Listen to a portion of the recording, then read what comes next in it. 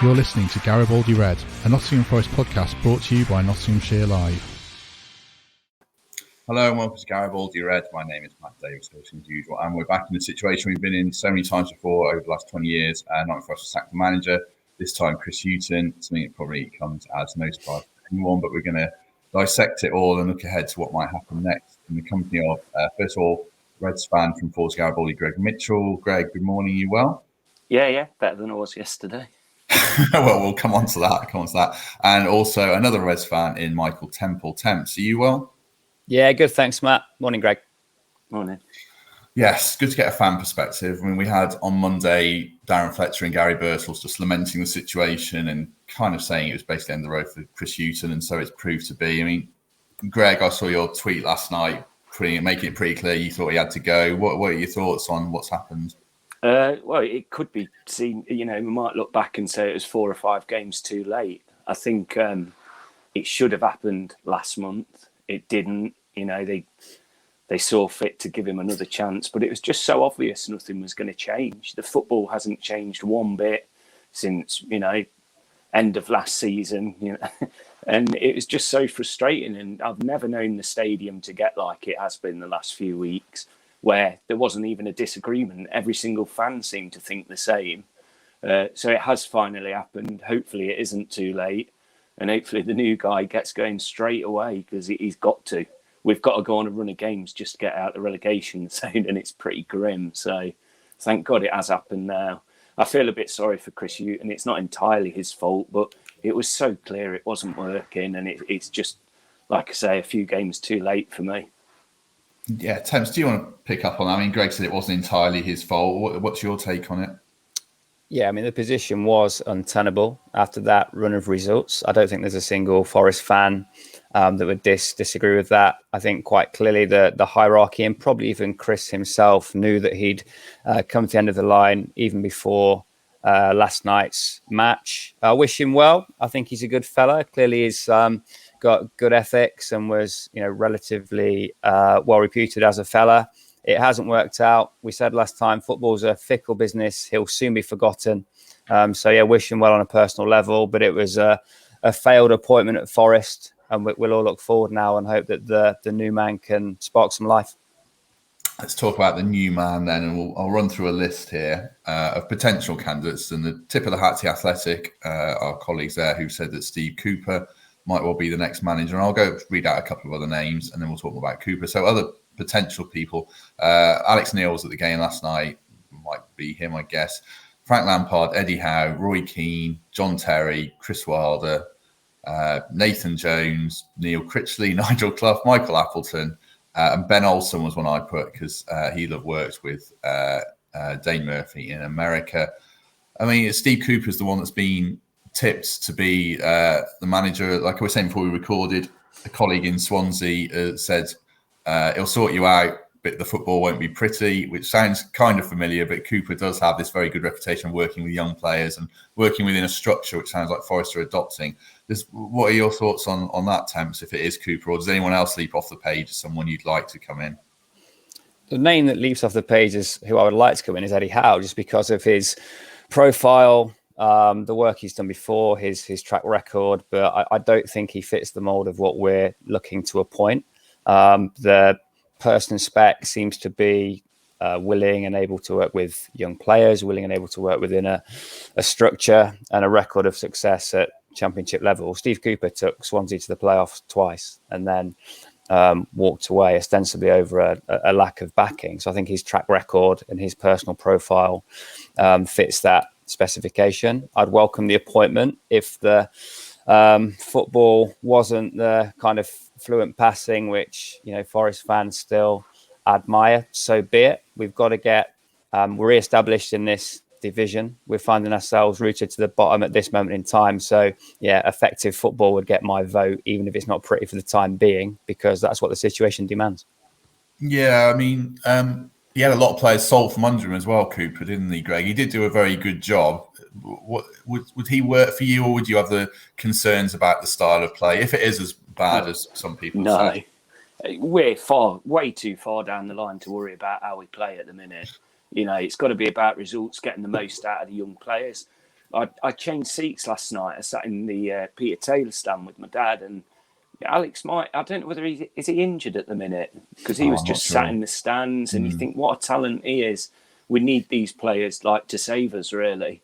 So I'd take Steve Cooper straight away. He's never been sacked, so he can come here and get that little notch eventually. But he worked with the under-17s with England, didn't he? Again, 2 playoffs with Swansea. He ticks all the boxes. With Dane Murphy as well, it'll be his choice, you'd hope. So he'll see the good in him. Alex Neil was the one that was mentioned quite a lot. I mean, he was at the game last night, so maybe that's a bit of being a bit clever by him. Yeah. But yeah, I had a quick look on the betting, and Cooper's by far the favourite at the minute. So you'd think it hopefully would be him. And if it isn't, well, we'll see the next one. Lampard always sticks out to me. Works with young players. We haven't done bad out of managers from them where he's been before. So I don't know. It's just, for me, it's not just about the manager anymore, is it? They've got to get it right. And the new CEO he's really got to knuckle down and get this club working in the right direction, because we can't just keep going down this path. And it isn't just this regime. It was, 20 years of working like this. We've got to it can't always be the manager. And we've got to get it right, just not on the pitch, but off the pitch as well. I wrote a piece last night where Dane Murphy, the phrase that struck me was about one true north. Everyone's got to pull in the one direction. And I suppose, Temps, now whatever happens, this new manager has to fit into the vision and the structure. And it didn't really ever feel like Chris Hughton really, whether he didn't buy into it, I don't know. It just didn't feel like the right marriage, did it, with Murphy and Hughton, because of how Hughton has worked in the past with more experienced players and stuff like that. Yeah, I think every chief exec wants his own man, wants to surround himself with people who buy into his vision and his style. It's no different in any vocation, any walk of life. You'd always want to go in and make those appointments, make those changes if necessary. It's come a bit sooner than Murphy would have liked. I don't think anything would have given him more pleasure to work in with a ready-made squad, ready-made manager and find the results straight away. But look back at his reputation for appointments at Barnsley and the manner in which they move managers on for a negotiated transfer fee. Ismail's at West Brom now. It was Gerhard Struber, wasn't it, that took over at Barnsley when they were 7 points from safety. He kept them up with that last-minute win against Forest and the late one against Brentford, and then they sold him to New York Red Bull. So that track record of identifying a slightly under the radar manager, putting them in a situation, an environment where they can feel comfortable, succeed and prosper, and then given the circumstances at Barnsley, be moved on for a fee, given the circumstances at Forest, be retained and hopefully given the time to nurture a period of success is what Dane will be looking for now. So I'll go out on a limb here and say that Dane's vision is to have a manager that's going to be in place for 2 years plus, and to avoid this almost endless ongoing cycle of managers not seeing through an entire season or being shipped out between transfer windows. I think that has to be the case. There has to be some stability. That's Dane's method. Let's trust him to appoint the right man. What kind of squad does he inherit? Because it's a period of transition, a younger squad. Transition's normally good when you don't need immediate results. They're balancing some books here in a sense, in multiple senses. Greg, what kind of state of squad is this new manager going to have to work with? Well, he's got a new squad, hasn't he? The players don't really know each other. There's 4 or 5 new ones. If he is about the young players and the academy players, I'd like to see an academy player be the captain. This isn't anything against Grabham, but I just think he needs to concentrate on goal scoring. So I'd love to see him come in and say, Joe Worrell, you're a club captain for us. We start from the back and that's the way we work. But he's got an exciting squad. He's got some young players that have got bucket loads of talent. We just weren't playing in the right way for them. So like you say, he hasn't got the time. Thankfully, there's another international break coming up next month, so he can do some serious work in that, I'd imagine.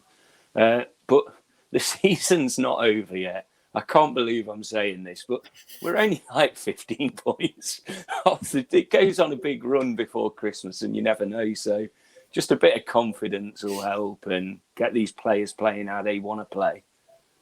Yeah, I mean, we're early enough in the season that they can. It's mad, isn't it? Saying they're early Sorry, enough they can stay up. No. I mean, they need 49 more points to stay up. Yeah. I mean, what's the state of play, Temps? Where should we be looking? Are you, as a fan, just thinking pure survival now and nothing else? That's grim to think at this stage, but it might be realistic, mightn't it?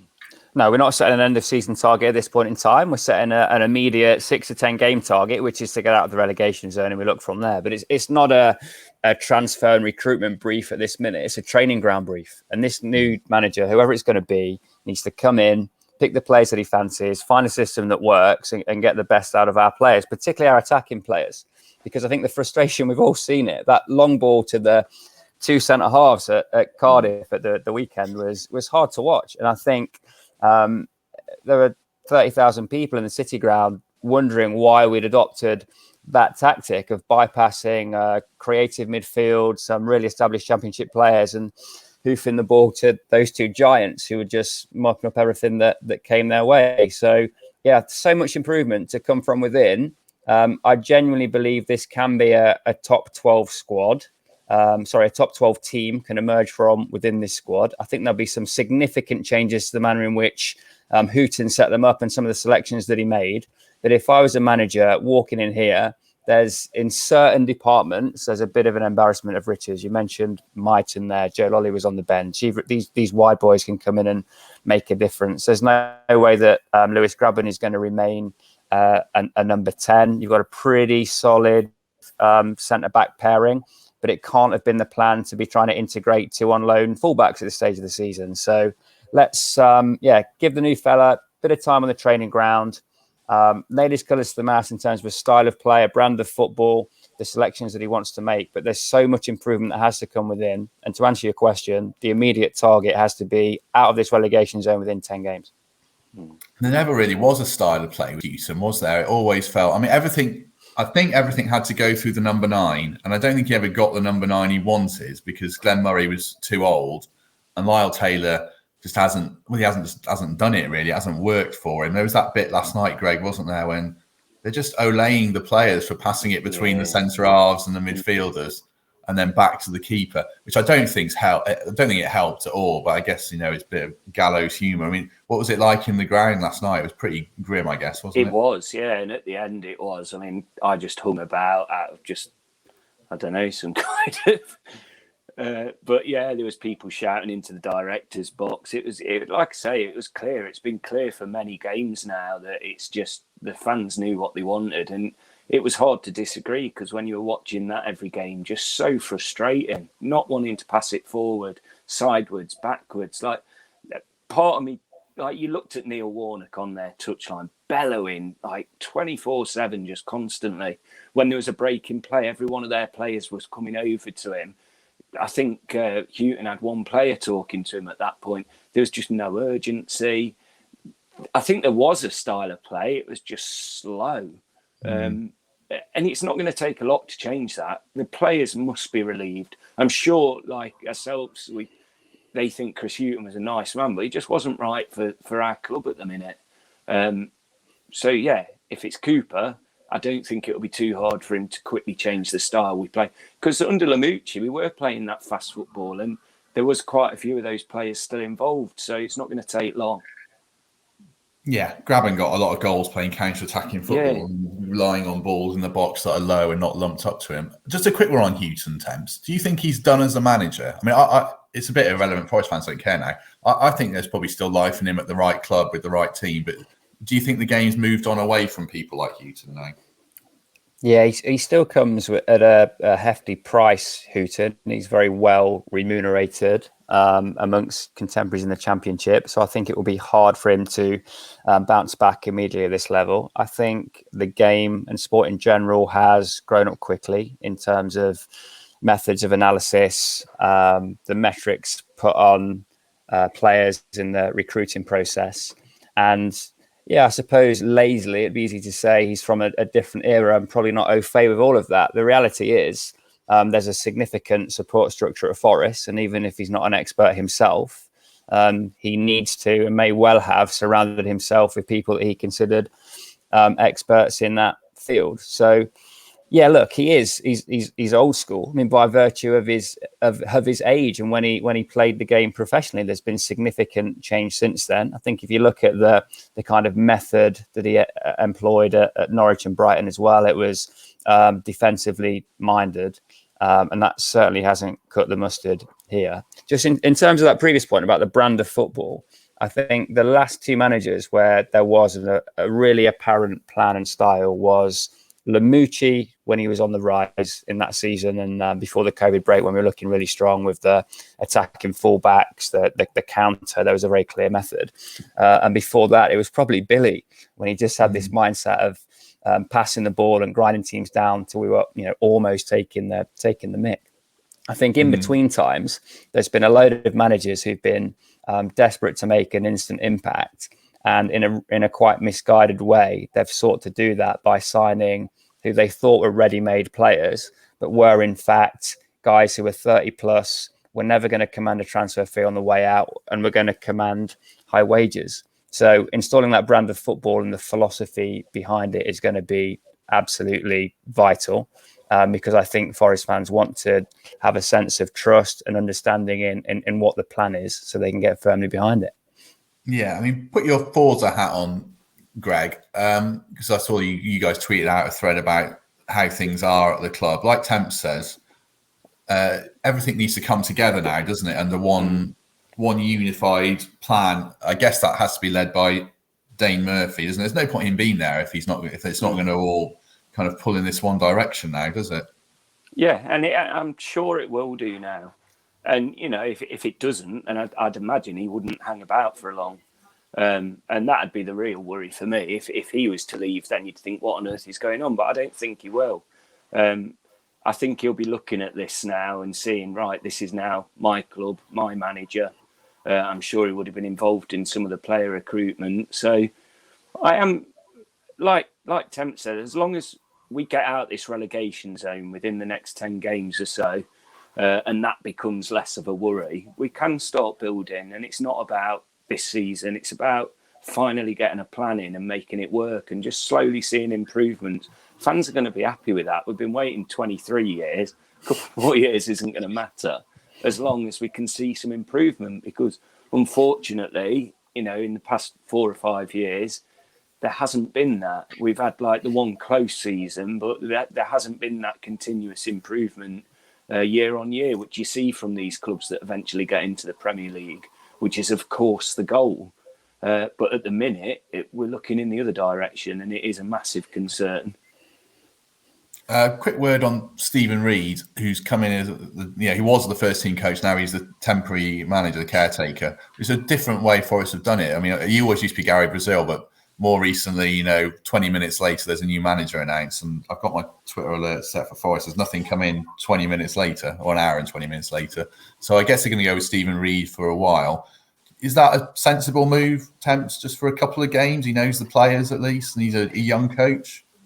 I think the thing with Gary Brazil, he's such a precious commodity, and the job he's doing at the academy is absolutely top rate. The last thing you want to do is unsettle him from that role, or put him in charge for a period of time in these circumstances where the losses could rack up, and in some kind of contrived way he could end up leaving the football club for his performance in a role that he didn't sign up for. So I agree with the sentiment of letting Gary Brazil run the Forest Academy as he does exceptionally well, and as he has done exceptionally well for a long period of time. I think he's one of the most valuable employees that we have.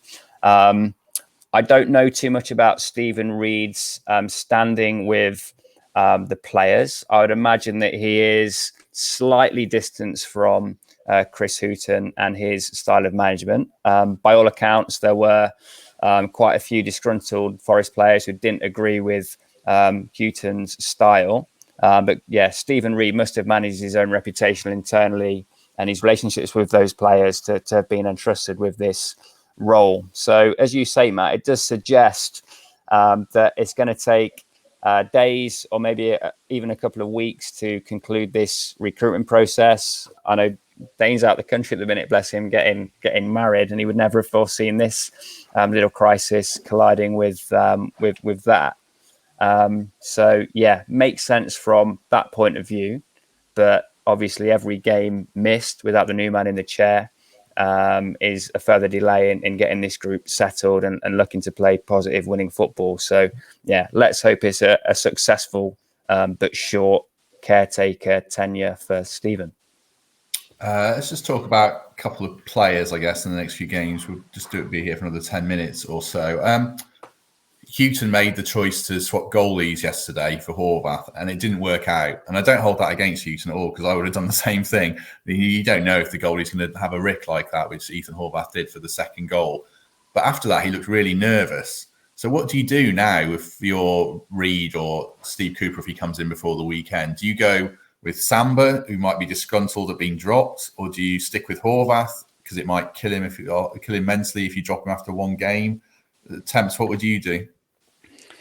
Can I talk about that goal for a second? So the difference between the two teams at that point was Hernandez pressed Mbiso into making a bad back pass that bobbled, pressed Ethan Horvath into taking a bad touch, and then pounced on that mistake and tapped it in. But if you watch the replay of that goal, the desire and the commitment and the drive from Hernandez was in contrast to what you saw from those two players. Look, it was a bad touch of a bobbing ball, and if he had his time again, he'd spank it out of the ground.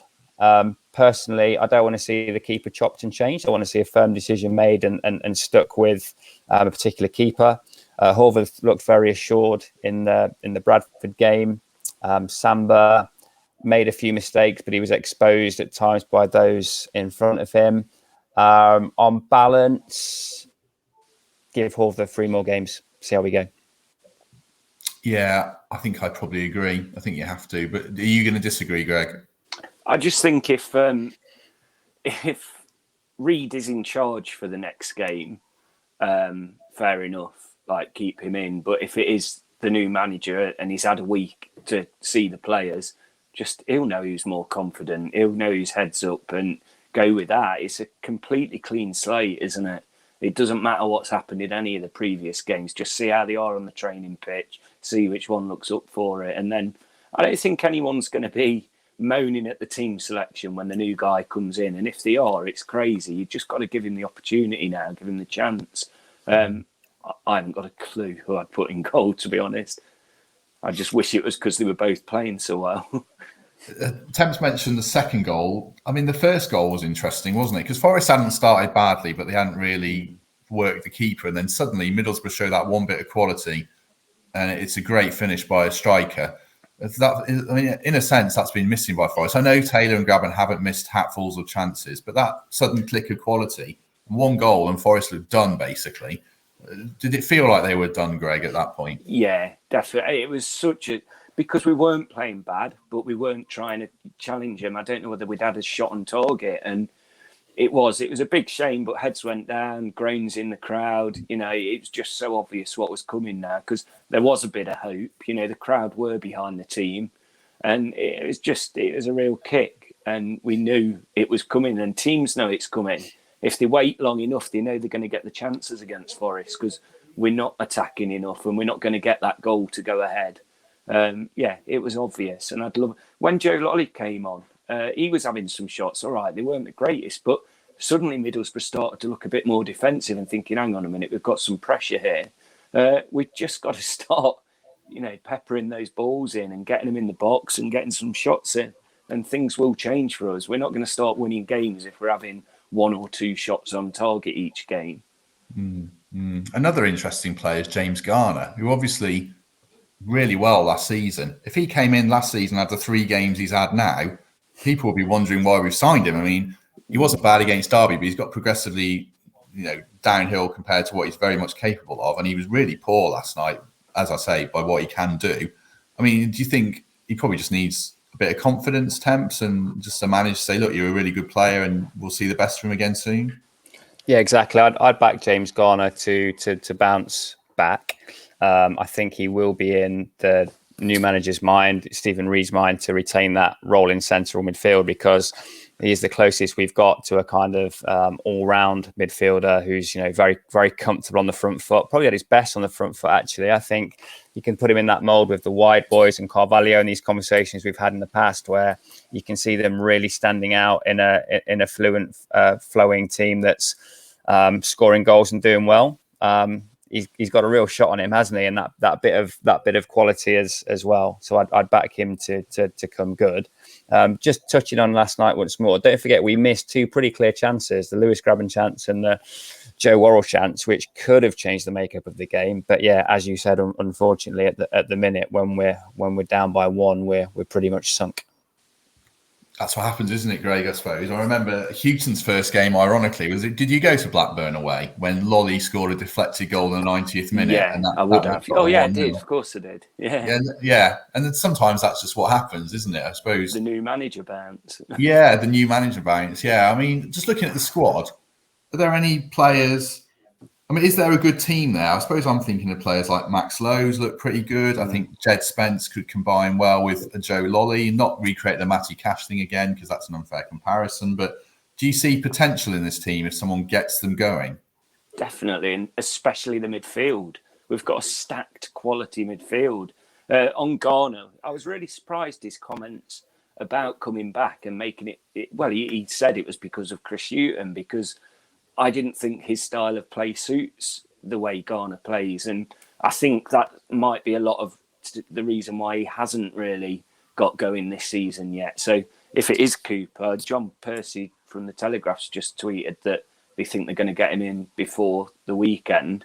So if it is Cooper for Saturday, maybe we see a completely different Garner, one that we've seen, at the last season. And you might get your Carvalho shining and players like that just haven't done it yet for Forest. The more I think about Cooper, the more I really want it to be him, to be honest. He isn't that proven manager yet. And we go, it's going to be all right because he's done it at this club, that club and the other. He's a manager that does well with young players, and it fits the bill perfectly for me. So Forest really need to go and get him now. And if they don't, why haven't they got him? He did do really well. If I try and think of some of their players, like Connor Roberts is at the fullback, Jake Bidwell's an experienced player, he's got that out of him, Grimes in midfield, and then he had Andre Ayew or Jordan Ayew? I can't remember which one it is, but he had him up front. He was kind of the Grabban figure, who's the guy who's a bit of a veteran, who's probably been paid a lot of money. Ayew was supposed to be on 80 grand a week, and he got the best out of him and got him to knuckle down. So it probably does feel the right appointment. So give me some optimism, Temps. It's been so miserable all season. Is it all going to be all right? Tell me it's all going to be all right. I'll tell you this, and this may well come back to haunt me in 8 months' time, but Forest won't get relegated. I don't think we're going to challenge the top half. I know Greg was optimistic earlier about the material size of that gap, but I can't see a playoff run happening. But yeah, I will give you this boost, Matt. Forest will not get relegated. We will find stability. There'll be bumps in the road along the way, and there isn't a need for mass recruitment come January, but there'll be enough improvement from within to avoid relegation, but probably not too much more this year. What's important is if it is Steve Cooper or somebody else, they're given time, they're given resource, they're allowed to form the team and the style that they want, and they're still in post in 2 years' time. Well, I will take all of that. Greg, you are the ultimate optimist compared to most Forest fans. Are you wavering or are you still upbeat? I'm not going with my start of season prediction anymore. Top 3 or 4. I'm going to say we're going to go on a run before Christmas, and we'll get into the top half. I don't know how, but we will. Well, wow, Greg, that'll bite you harder than my. Bites me. He doesn't learn either.